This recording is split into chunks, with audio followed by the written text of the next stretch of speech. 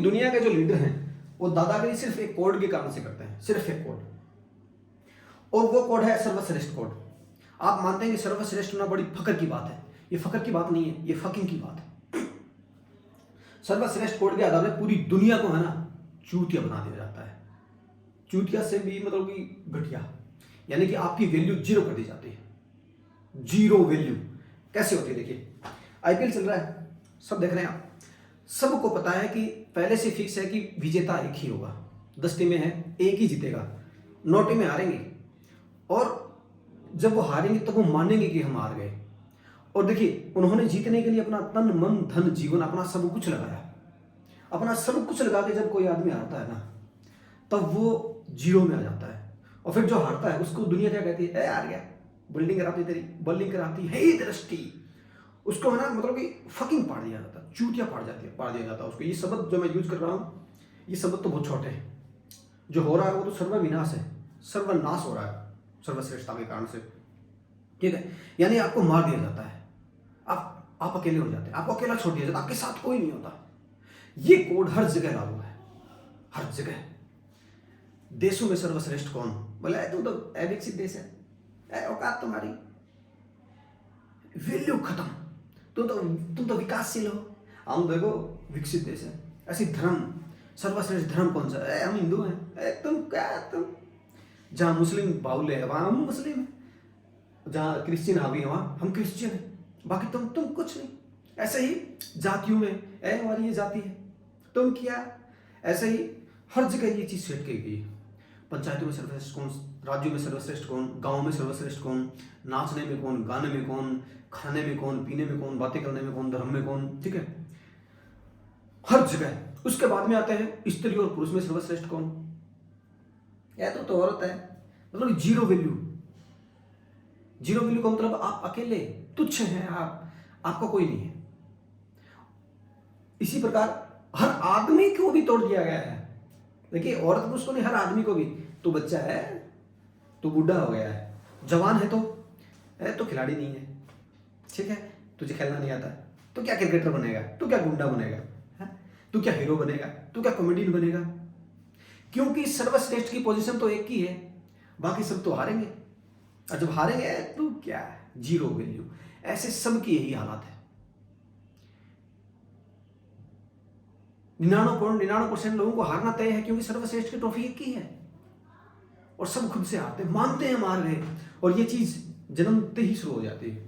जब पैदा होता है बच्चा तो स्त्री पुरुष में श्रेष्ठ कौन है, और जो बच्ची होती है उसके लिए अलग पैमाने, लड़के के लिए अलग पैमाने, फिर वहां से कम होता है, क्योंकि माँ बाप का प्यार मिलता है, दादा दादी का पारिवारिक रिश्ता होता है, हमारे पास संपूर्णता है, तब चीजें सही है। लेकिन जब वो स्कूल में जाता है ना वहां पे होता है असली खेल, क्योंकि क्लास में तो सर्वश्रेष्ठ एक ही होगा, एक नंबर पर एक ही आएगा, बाकी सीखो इससे, क्या हो तुम, कुछ नहीं आता तुम्हें।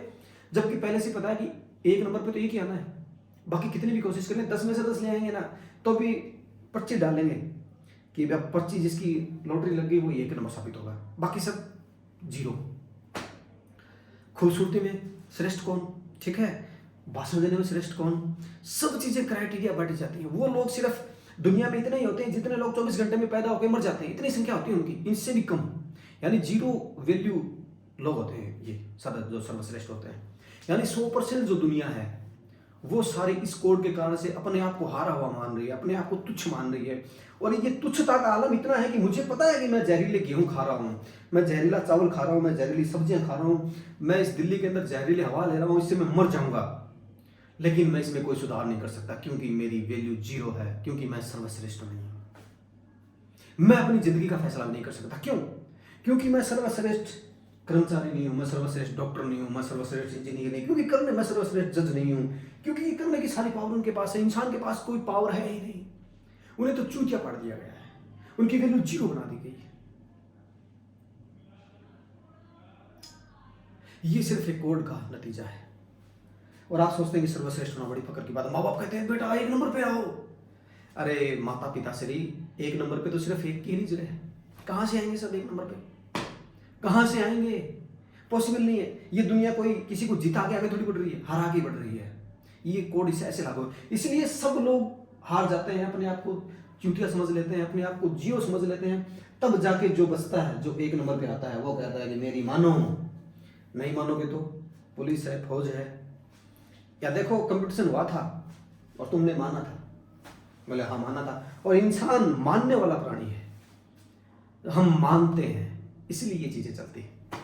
क्योंकि जैसे मान लो कि ट्रंप है, पुतिन है, बाइडेन है, ठीक है, या फिर मोदी है, कोई मच्छर मानता है उनको?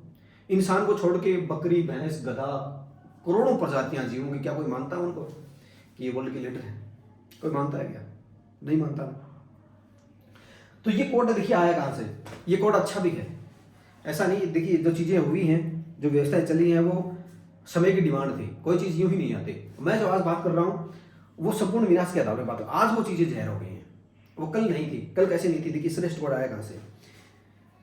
हर चीज वैल्यूएबल है, मौत भी वैल्यू है। मौत की वैल्यू है सबसे ज्यादा। अगर मौत नहीं होगी तो हम कुछ नहीं होंगे। तो कैसे नहीं होंगे? दूसरे वीडियो में देखना, ठीक है। जैसे मान लो हम अमर हो जाए, आज हम अमर हो गए, तो हम ना खाना खाएंगे, हम खाने की दुनिया से नहीं जुड़ेंगे, हम सांस नहीं लेंगे, हमें हवा से मतलब नहीं, हम पानी नहीं पिएंगे, हमें पानी से मतलब नहीं, हम किसी के साथ किसी से डरेंगे नहीं, हम अकेले हो जाएंगे। अकेले हो जाएंगे, हम पत्थर के जैसे हो जाएंगे। पत्थर के जैसे यानी हम शून्य में चले जाएंगे वापस, यानी जहाँ से यूनिवर्स शुरू हुआ था वहीं हम वापस चले जाएंगे, हम जीरो बन जाएंगे।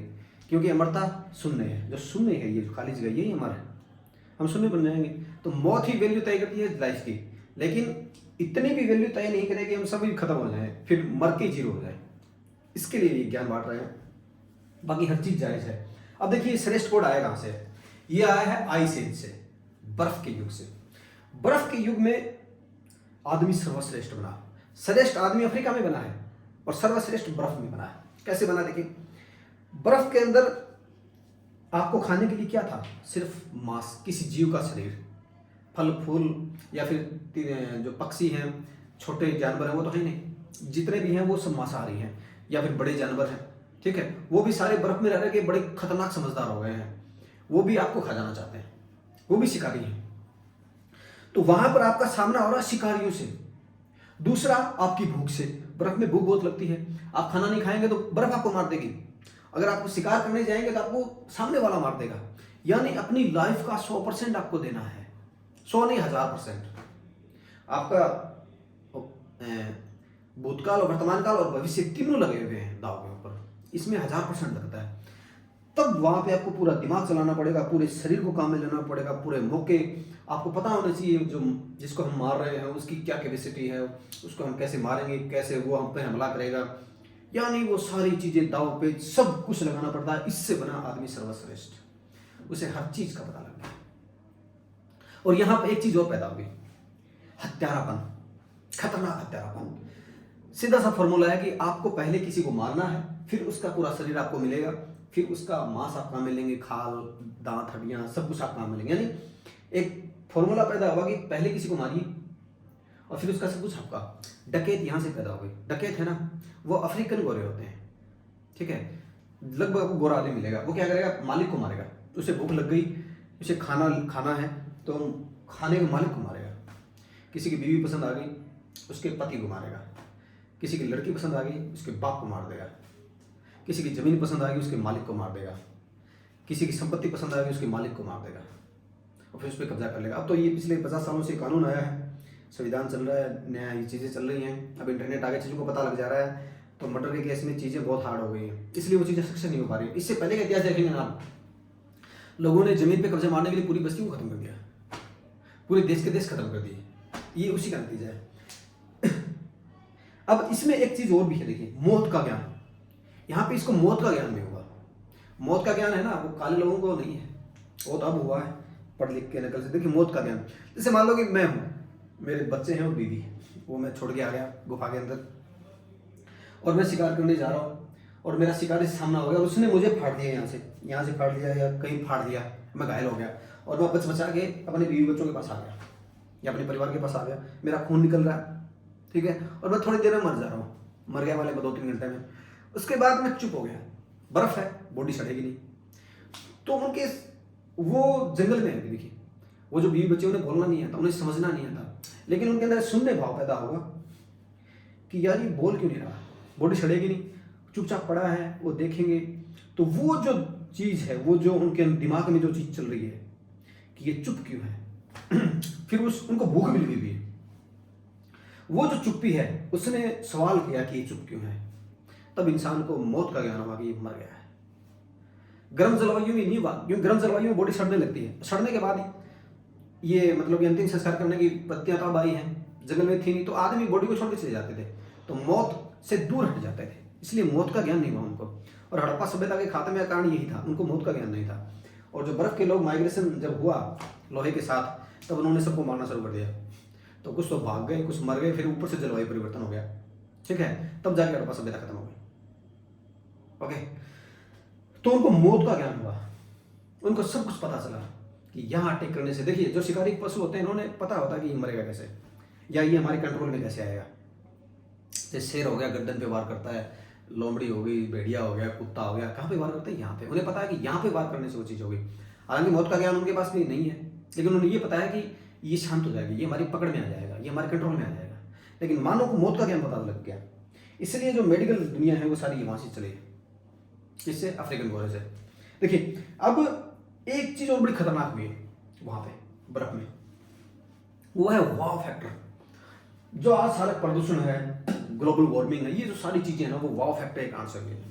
यहाँ पे है मेन लोचा, जो पता नहीं चला अभी दुनिया के जो रिसर्चर हैं उनको। देखिए दुनिया में 2 बार प्रजातियां हैं, एक तो सॉफ्ट और एक हार्ड। सॉफ्ट है वो है हिमालय क्षेत्र में, जो 4.5 से 5 फुट की, उसके बारे में बात बताऊंगा। और एक है हार्ड। जब हार्ड जलवायु होगी अफ्रीका के अंदर, हार्ड जलवायु हिमालय क्षेत्र में नहीं हुई, अफ्रीका में हुई, तब क्या हुआ कि उन परिस्थितियों का सामना करते हुए एक 6 फुटा हट्टा कटा आदमी पैदा हुआ, यानी गोरिल्ला से, गोरिल्ला वाले फैमिली से, गोरिल्ला से नहीं है वो। तो उसमें क्या है, वो 6 फुटा है, उसे खाने के लिए 1 किलो माल चाहिए दिन का, 1-2 किलो सामान चाहिए। एक दंपत्ति के माले 5, 7 या 10 बच्चे पैदा होते हैं, यानी एक फैमिली को एक दिन में 10 से 20 किलो खाना चाहिए, भूखा नहीं रह सकता वो, उसे पानी भी चाहिए। इतना खाना आएगा कहाँ से, क्योंकि बाकी जीव है वो भी तो हार्ड बने, जैसे गाय है, भैंस है, या बड़े जीव, जिराफ हो गया, ठीक है, हाथी हो गया, या हिरण हो गया, वो भी हार्ड है। तो बड़े जीव, तो उनको क्या करना पड़ा, बड़े जीवों का शिकार। अब ये फर्क है कि बर्फ के अंदर आदमी एडवांस कैसे बना, शिकार करके रख सकता है, वो खराब नहीं होगा, इसलिए वो एडवांस बना। और गर्मी में एडवांस बन नहीं सकता क्योंकि वो खराब हो जाएगा, सड़ जाएगा, इसलिए गर्म जलवायु का आदमी एडवांस नहीं है। ठंडी जलवायु का आदमी के अंदर वो एडवांस जो फैक्टर है वो है। तो अफ्रीका में क्या हुआ, इसलिए उसको इतना खाना चाहिए। तो इतना खाना, इतने खाने के लिए उसने क्या किया, उसने सब कुछ खाया।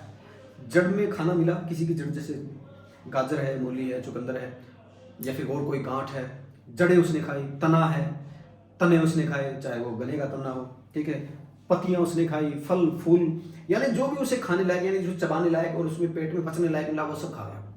वो सर्वाहारी बना। उसको मजबूर होना पड़ा खेती करने के लिए, उसका ध्यान गया उस खाने के लिए। जो जनसंख्या बढ़ी, उसका ध्यान गया कि ये चीज फलाने वक्त पे पैदा होती है, और पूरे साल को अगर देखें तो किसी ना किसी मौसम में कुछ ना कुछ पैदा होता रहता है। तो उसने उन चीजों को संग्रहित किया। फिर उसने ऐसे खेती का, जो ही आदमी के अंदर भाषा का विकास हुआ पिछले 20,000 साल से, जब वो दूसरों को शब्दों से समझाने लग गया, तब ये चीजें, तब ये हमारी दुनिया अस्तित्व में आई है। क्योंकि हम समझाने से ही हम किसी को कनेक्ट कर पाए, जोड़ पाए, और फिर कर पाए कि ये ऐसे करना है, ये ऐसे करना है शब्दों से। तब आदमी माना, हमारे अंदर मानने का गुण है, हम मानते हैं, तब ये हमारी दुनिया शुरू हुई है। तो जो अफ्रीका में क्या हार्ड मानव पैदा हुआ। अब बड़े जानवर का शिकार करने के लिए आपकी आंखों को पूरा काम करना पड़ता है, आपके हाथों को, आपके कानों को, या कान तो मान लो कि कोई शिकारी पशु है उसको देखने के लिए जो आपका शिकार करने आ रहा है, उनकी चीजों के लिए आपके पूरे पैरों को पूरा काम करना पड़ेगा, हाथ, पूरी बॉडी को पूरा काम करना पड़ेगा, ठीक है। तो पूरी बॉडी ऐसे विकसित हुई। अब क्या हुआ है कि आइस एज आई है, ठीक है। आइस, वीडियो लंबा बन रहा है, देखते रहिएगा, पूरी चीजें, मेन वीडियो यही है। आइस एज आई है। आइस एज आते ही एक तो वो लोग थे जो कि सॉफ्ट मानव थे, जो कि पहले से ही वहां मौजूद थे, जैसे जहाँ पे हमेशा नदियां बहती थी या समुद्र था, ठीक है, जहाँ पे आसान लाइफ थी, तो वो लोग थे पहले वहां से। वो आइस एज से क्या है कि धीरे धीरे उसके प्रति अनुकूलित होते गए। जैसे चाइनीज लोग हैं, या एक्सिमो लोग हैं, या रसियन जिनकी आंखें मोटी हैं, ठीक है, शरीर के ऊपर चर्बी है, ओके। तो जो पुराने टाइप में रहते हैं, एक तो वो लोग थे, वो तो उसी के अनुकूल होते चले गए। लेकिन दूसरा अफ्रीकन जो मानव है, हार्ड अफ्रीकन, वो आइस एज के अंदर गया है। अब वो ऐसे भी चला गया है, शायद ये भी हो सकता है कि यूरोप और अफ्रीका के बीच में जो समुद्र है, आइस एज इतनी आई होगी कि वो समुद्र जम गया होगा कुछ महीनों के लिए, साल में या कुछ सालों के लिए, तो वहाँ से लोगों का माइग्रेशन हुआ है। क्योंकि ऐसे तो माइग्रेशन होगा नहीं, क्योंकि यहाँ पे टर्की वाले रास्ते से होना भी पॉसिबल है, लेकिन वो इतने लेवल पे नहीं है, ये समुद्र जमा है, इतने ऐसे जाई है। तो जब वो अफ्रीकन वहाँ पे गया, यहाँ पे होता है असली खेल। देखिए वो जो अफ्रीकन था, उसकी आंखों ने सब कुछ देखा था, सारे कलर, सारी चीज़ें, उसके सिर्फ आंखें नहीं देखती, हमारे आंखें, जो दिमाग में जो डेटा फीड होता है वो पूरा पार्ट, ठीक है। हमारे कान सुनते हैं, हमारे दिमाग में जो कानों के लिए पूरा पार्ट है, हमारे हाथ जो करते हैं। अफ्रीका में क्या, हाथों ने सब कुछ किया, त्वचा ने सारे मौसम देखे, मतलब महसूस किए, पैर जमीन के ऊपर चले, उसने पूरी आवाज़ें निकाली। अफ्रीका में क्या थे, वो पूरी आवाज़ें निकालता था, जी में आए वैसे जोर जोर से बोलता था, वो सब कुछ खाता था। उसकी जो आंतें हैं उसने सब कुछ खाया, उसके जो फेफड़े हैं उसने सारी हवाएं ली, उसकी जो किडनी है उसने सब कुछ फिल्टर किया, ठीक है। और सेक्स में भी आते हैं, उसने सारे जीवों के साथ सेक्स किया। और इस सेक्स में जो पर्टिकुलरली है, देखिए गर्म जलवायु में क्या है कि पसीना बहुत होता है, तो दूर हट वाली प्रवृत्ति होती है, यानी कि जब कोई मेल फीमेल टच होते हैं तो पसीना की बदबू होती है, तो ज़्यादा देर तक साथ नहीं रहते, यानी आवश्यकता है तभी सेक्स करेंगे, बाकी टच नहीं होते, क्योंकि बदबू होती है ना, जब दूर हट वाली फीलिंग होती है। अब क्या हुआ, जब वो आइस एज में गया वो अफ्रीकन, तब यहाँ पे खेल बनता है असली।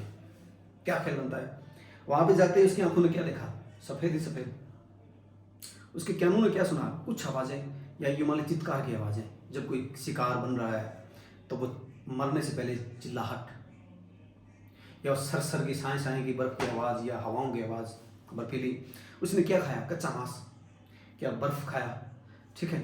ऐसे ही उसकी किडनी ने क्या फिल्टर किया, कुछ चीज़ें, उसके हाथों ने क्या स्पर्श, उसकी त्वचा ने क्या स्पर्श किया, ठंड। उसके पैर किसके ऊपर चले, बर्फ़ के ऊपर, या यूँ कहें कि बर्फ़ उसके पैरों के नीचे उसने खाल लपेटी, उसके पैर किसी पर चले नहीं। उसने उसके हवा, फेफड़े ने क्या लिया, ठंडी हवा। ये जो फैक्टर थे, इससे पूरा शरीर है, पूरा दिमाग है, जिसके अंदर वो कोड बने हुए थे पूरे करोड़ों सालों के विकास क्रम के। जो आंखें हमारी समुद्र से बन के आई हैं, हमारी पूरी त्वचा, हमारी पूरी बॉडी जो समुद्र से तैयार होकर आई है, वो पूरे करोड़ों सालों का जो विकास चक्र है, उससे हमारे दिमाग में वो चीज़ें हमारे कोड के रूप में फिक्स हुई हैं। वो कोड कुंठा में आ गया, दबाव में आ गया, वो दमित हो गया कई हजार सालों तक।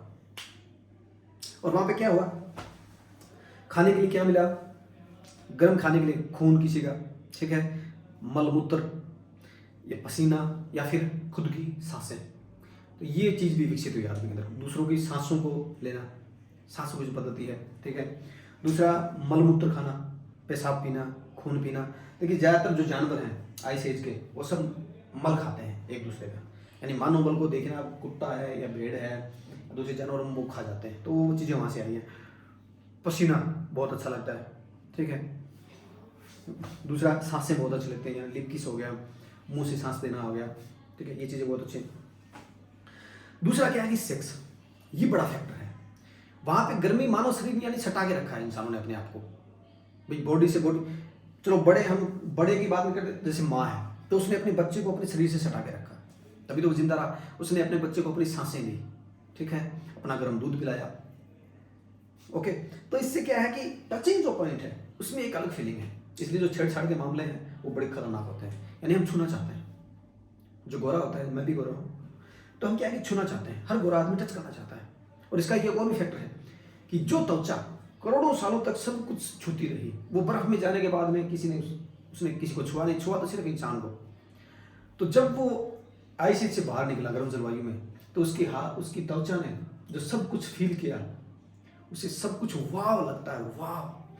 मैं खुद जब मैं बच्चा था हर चीज़ छूता था, हर पेड़ पौधा मिट्टी, हर चीज़ को छू छू के बता सकता हूँ मैं कि ये क्या है, कैसे है। हर फ्रूट को, फल को उसकी सुगंध से सूंघ के, क्योंकि बर्फ में आदमी ने क्या सूंघा, सिर्फ बर्फ, ठंडा। तो ये एंटी रिएक्शन हुई जब वो गर्म जलवायु में आया, जब ये आइस एज खत्म हुई, तब ये जो वाव फैक्टर पैदा हुआ ना, आंखों ने, जब वो आइस एज से बाहर निकला, आंखों ने जो कलर देखे दुनिया के, वो वाव में आ गया, अरे वाह दुनिया कितनी रंगीन है। उसे क्या पता कि ये कुंठा है, ये दबा हुआ सिस्टम निकल रहा है। देखना आप, जब भी कोई गोरा बच्चा पैदा हो, उसे पूरी दुनिया बड़ी वाव लगती है, देखने में, सुनने में, करने में, खाने में, पीने में, और वो सब कुछ पा लेना चाहता है कि ये सब कुछ मेरा हो तो मुझे वाव मिलेगा। और यही किया आदमी ने, अपने घर के अंदर सब सारी चीज़ें भर ली, बढ़ता ही जा रहा है और पूरे संसाधनों का मलियामेट कर दिया सिर्फ वाव के चक्कर में। यानी कपड़े पड़े कितने सारे कलरफुल कपड़े, खाना हमारे पास सारा का सारा, और किचन के अंदर खाना पड़ा है, ठीक है, सुनने के लिए पूरा साउंड सिस्टम, पूरा म्यूजिक सिस्टम, छूने के लिए हम मतलब कि खिलाने के लिए पूरा ये जो सिस्टम बना है ना, ये सारा इस वाव फैक्टर से बना है, जिसकी कोई आवश्यकता नहीं है। और इस चक्कर में सारी चीज़ें, ये जो पूरा संसाधन है उनका पूरा यूज ले लिया गया है। ये है वो वाव फैक्टर। तो देखिए वाव फैक्टर कैसे काम करता है। जो गोरा आदमी है, जब वो उसने उसमें जैसे कान है तो सीमित आवाज़ें सुनी या चित्कार सुनी तो वो भी उसे पसंद है, सुनसान में रहना भी उसे पसंद है, चित्कार भी सुनना उसे पसंद है, और उसे सब कुछ सुनना भी पसंद है एंटी रिएक्शन के रूप में। यानी पूरी जो म्यूजिक इंडस्ट्री है, हर गाना सुनता है वो, हर आवाज़ को ध्यान लगा के सुनता है, उसे वाह मिलता है, वाह क्या म्यूजिक है, आह मज़ा आ गया। यानी अपनी ज़िंदगी से भी बड़ी चीज़ को वो मानता है, और उस वाव को पाने के लिए वो दौड़ता रहता है, वो अपने आप को दाव पे लगाता रहता है। ठीक ऐसे ये वाव किस में है, खाने में। बर्फ में क्या, कच्चा मांस ठंडा खाया या खून पिया, वो भी उसे पसंद है, लेकिन उसे बाकी हर चीज़ भी पसंद आई खाने में। यानी वो मिर्च खाता है तो उसकी पूरी बॉडी के अंदर झंझनाहट होती है, क्योंकि उसकी पूरी बॉडी ने बर्फ में क्या किया, कच्चा मांस खाया, तो उसकी पूरी बॉडी उसके प्रति अनुकूलित हो गई, एक ही फैक्टर के प्रति। तो जब कोई नई चीज़ आती है तो उसकी पूरी बॉडी उसको बताती है, अरे तूने ये खाया। इसी से हमारी औषधि विज्ञान बनी है। जब व्याकरण आई तब जो ऋषि मुनि थे, या जो विद्वान था, या जो भी ये जो वाव फैक्टर का आदमी था, इसने हर चीज़ खाई, पूरी बॉडी में झंझनाहट हुई, तो उसने बताया देखो मैंने ये खाया, इससे मुझे क्या हुआ। फिर वो उसने लिखना शुरू कर दिया, मैंने ये खाया, ये उसने ये लिख दिया, उसकी आंखों ने देखा, ये आज मैंने देखा, ये मैंने सुना, ठीक है, ये मैंने अपने हाथों से किया, ये मेरे पैरों से हुआ, ये मेरी त्वचा ने स्पर्श किया, और ऐसे लिखते लिखते पूरी लाइब्रेरी बन गई बहुत सारी, और ज्ञान का अंबार लग गया पिछले 2000 साल में। व्याकरण 3000 साल पहले है, पूरी दुनिया में वो 2500 साल पहले है, और पिछले 2000 साल से वो मतलब कागज ज़्यादा बन गए। तो जो कागज बनाते हो, तो जो भी गोरा आदमी पैदा हुआ उसने अपने वाव फैक्टर के आगोश में आके हर चीज़ को अपने तरीके से लिखा, और वो अपनी मुक्ति इस वाव फैक्टर को मतलब कि फैलाना चाहता, वो सबको बताना चाहता, देखिए दुनिया को इतनी खूबसूरत है, कितनी अच्छी है, कितनी वाह। उसको ये नहीं पता कि तेरे जैसे बहुत है, और सबने ऐसे लिखना ऐसे लेखक बन गए पूरी दुनिया में, और पूरी दुनिया को बन गया कागजों से लिख के। सारे विद्वान बने फिर हैं, सारे डॉक्टर बने फिर रहे हैं, सारे इंजीनियर बने फिर रहे हैं, हर मतलब सब लेखक बने पड़े हैं। भाई खतरनाक काम चल रहा है, ये वो फैक्टर है। ठीक है, ऐसी सांसें, बर्फ में सिर्फ ठंडी सांस ली बर्फ को, तो एंड उसे ठंडा भी पसंद है, ठंडी सांस लेना भी पसंद है। और जबकि एंटी रिएक्शन के रूप में क्या है, हर जो गैस है, हवा है, हर खुशबू है, दुर्गंध है, उसका उसे झट से पता लग जाता है। देखिए हर जो गंदी फैक्ट्रियाँ होती हैं उनके अंदर गोरा आदमी आपको बहुत कम मिलेगा काम करते हुए, मिल ही नहीं सकता, क्योंकि उसका शरीर उसे बता देगा देखिए बदबू जा रही है, वो उसे दूर हटाएगा वहाँ से। और जो गर्म जलवायु में जो लोग थे उन्होंने सारी स्मेल, सारी गंदगी अच्छी बुरी उन्होंने सूंघी, तो ज़्यादातर लगभग देखेंगे आप काले लोग, जो कलर के लोग हैं, वो भी गंदी जगहों पर काम करते हुए मिलेंगे आपको।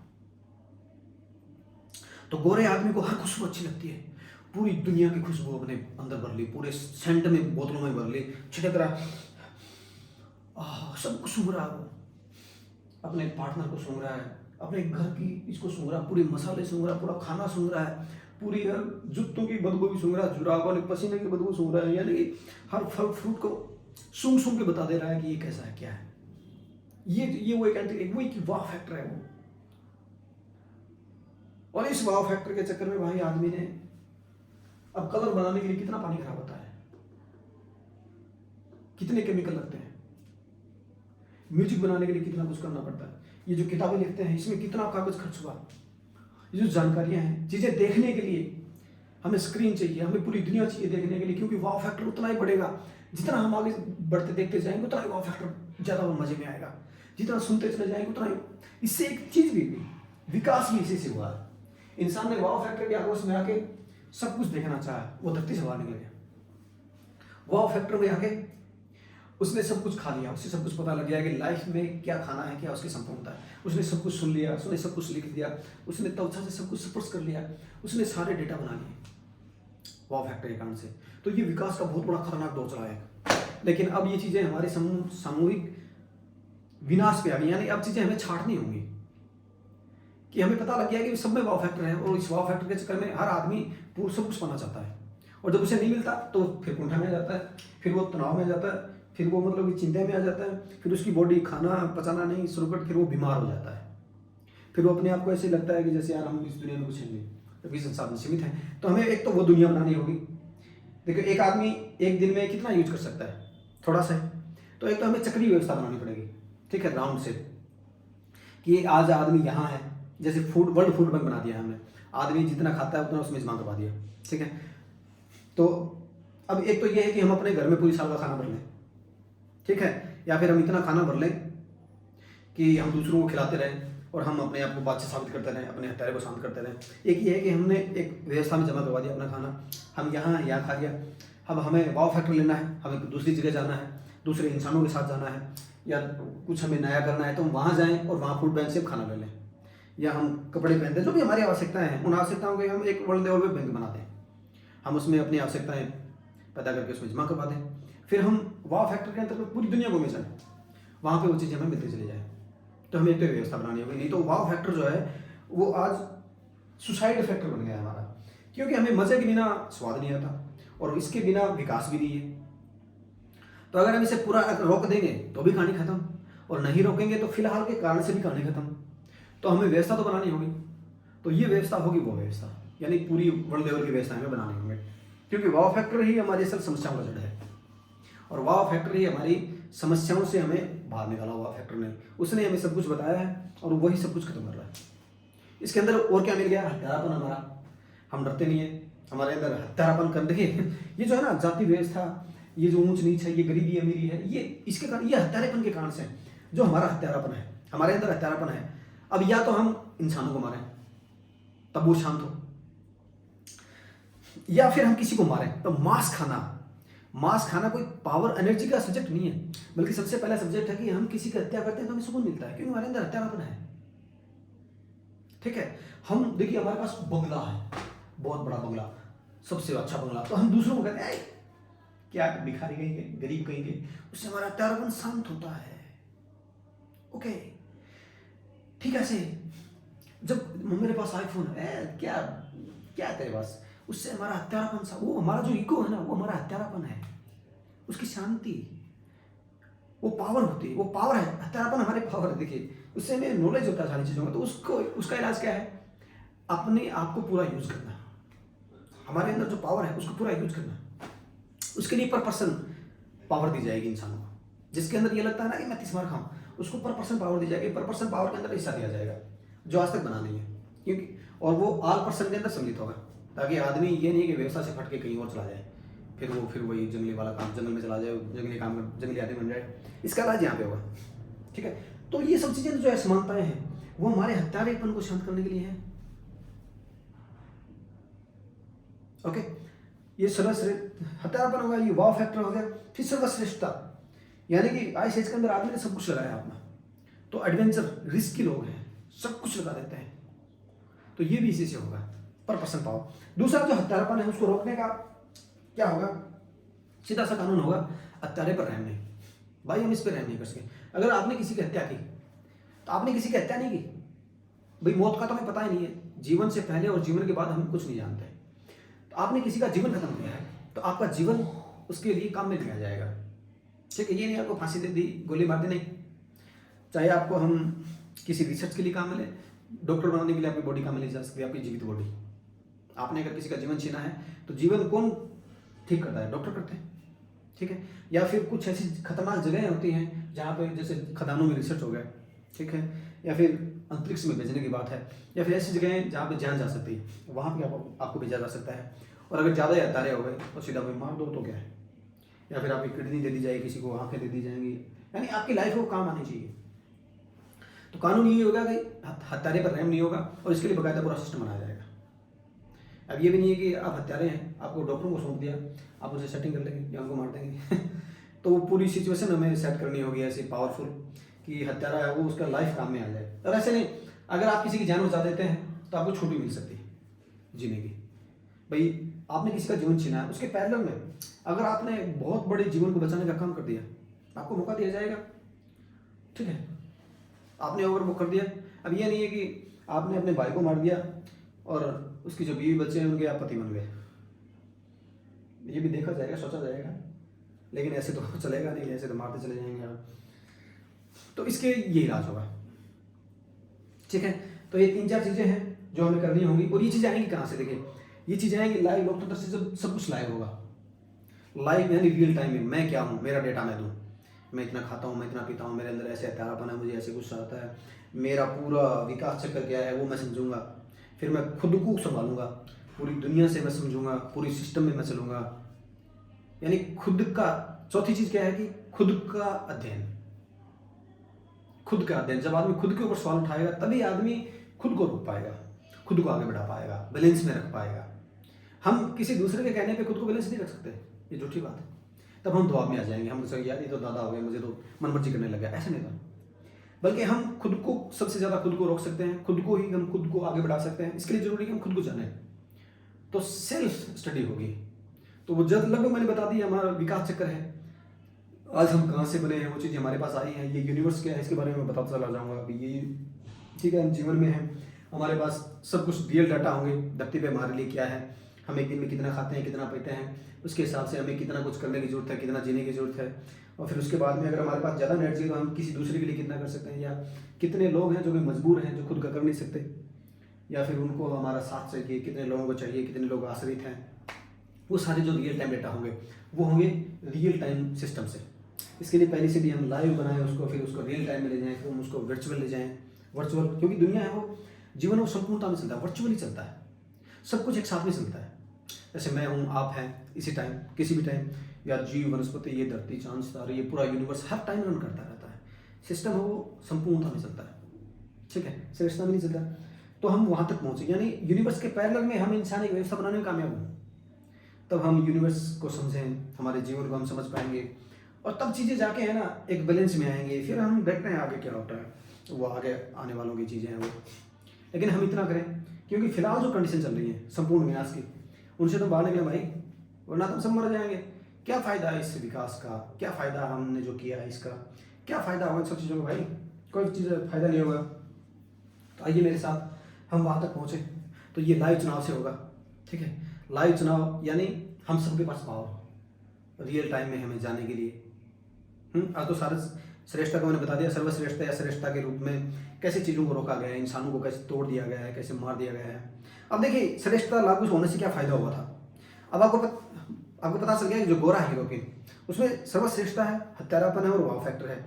तो वो क्या करता था कि वो किसी कोई भी अच्छा लग गया, कुछ भी अच्छा लग गया, जैसे मान लो कि मुझे तो राजा बनना है, तो वो क्या करेगा, अपने भाई को मार देगा।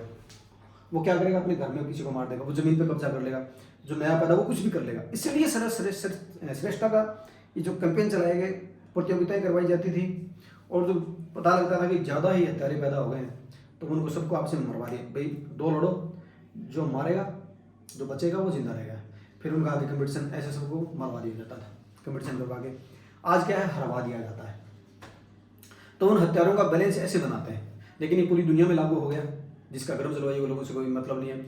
और फिर विकास है वो कुंठित हो गया, हर आदमी इसमें पिछड़ रहा है, और ऐसे हथियार आ गए हैं, ऐसे वायरस आ गए हैं, जिससे ये जो हत्यारापन है इसका दबाव बहुत ज़्यादा बढ़ गया है। इससे फिर अमेरिका में तो हर घर में बंदूकें बांट दी गई हैं। ठीक है, यूरोप के अंदर यूरोपियंस ने क्या, पूरी धरती के संसाधन है, अपने हत्यारेपन को शांत करने के लिए वो इकट्ठा कर लिए हैं। पूरी जनसंख्या ने अपने आप को विकसित घोषित कर दिया है, पूरी दुनिया को पीछे छोड़ दिया है। इससे वो पूरी दुनिया में कुंठा पैदा हो गया, उन्होंने हथियार बना लिए हैं और वो तरह तरह के प्लान बना रहे हैं। ठीक है, ये हत्यारापन है वो अरब देशों में है, उन्होंने क्या है कि इस प्राकृतिक जो नेचुरल गैस है, जो तेल है, इसके ऊपर पूरा कब्जा मार लिया है। इससे वो पूरी दुनिया को कंट्रोल कर रहे हैं। इधर चाइना वालों ने इसके एंटी रिएक्शन में अपने साम्राज्य खड़े कर लिए, अपने हथियार बना लिए। इसी के एंटी रिएक्शन में इंडिया में भी यही हो रहा है, कल को अफ्रीका में भी होने लग जाएगा। पूरी दुनिया एक बम बन रही है, सुसाइड पॉइंट पे आ गई है। क्या फ़ायदा इन चीज़ों का जब यही होगा। तो इसके लिए हमें एक अलग लेवल में जाना होगा, हमें खुद को रोकना होगा, खुद को आगे बढ़ाना होगा, एक बैलेंस लाइफ में लाना होगा। वो चीज़ें हमें करें, वो आएंगी कहाँ से? देखिए ये भी है कि जब हत्यारे हैं और जब एक तरफ ये काले लोग हैं जो कि हिमालयन प्रजाति है, ठीक है, वो बड़ी नॉर्मल प्रजाति है, या अफ्रीकन है, वो आवश्यकता पड़ने भी करते हैं। अब आस है किससे? गोरे और काले की जो मिक्स संतान जो पैदा हुई है, उनके अंदर सारी संपूर्णताएं हैं। वो समय पे अपने आप को रोक भी सकते हैं और अपने आप को बढ़ा भी सकते हैं। वो गुस्सा भी हो सकते हैं, शांत भी हो सकते हैं, वो अच्छा भी कर सकते हैं, बुरा भी कर सकते हैं, वो किसी की हत्या भी कर सकते हैं, वो किसी की जान भी बचा सकते हैं जीवन के लिए। वो सब कुछ करने में सक्षम है। तो वो जो जनसंख्या आज बहुत ज़्यादा है धरती के ऊपर, ठीक है, तो वो लोग उस चीज़ को सेट करेंगे क्योंकि उनकी डिमांड वही है। उनको सब कुछ चाहिए। उनको कभी हंसना भी है तो कभी रोना भी है, कभी कूदना भी है तो कभी चुपचाप बैठे रहना है, कभी रोना है कभी हंसना, यानी कि अच्छा भी करना है, बुरा भी करना है, सब कुछ चाहिए उनको, ठीक है। तो उस सब कुछ के लिए ये व्यवस्था है। मुझे चुना गया है तो जीवन ने किसी उद्देश्य के लिए चुना होगा, जीवन ने भी तैयारियां कर रखी होंगी अपनी पूरी, ठीक है। तो ये चीज़ें हो रही हैं। चलिए आइए मेरे साथ, सब कुछ मैंने बता दिया है, बाकी सब हम बातें करते रहेंगे, बताते रहेंगे। ऐसा नहीं है कि मेरा नॉलेज है वो अंतिम है, चीज़ें और भी सुधरती रहेंगी। हालांकि ये पिछले 10 सालों से फिल्टर हुआ नॉलेज है, चीज़ें और भी सुधरती रहेंगी, हम बातें करते रहेंगे, नए फैक्ट और भी आते रहेंगे, जुड़ते रहेंगे, करते रहेंगे। Okay, I love you, I love you all.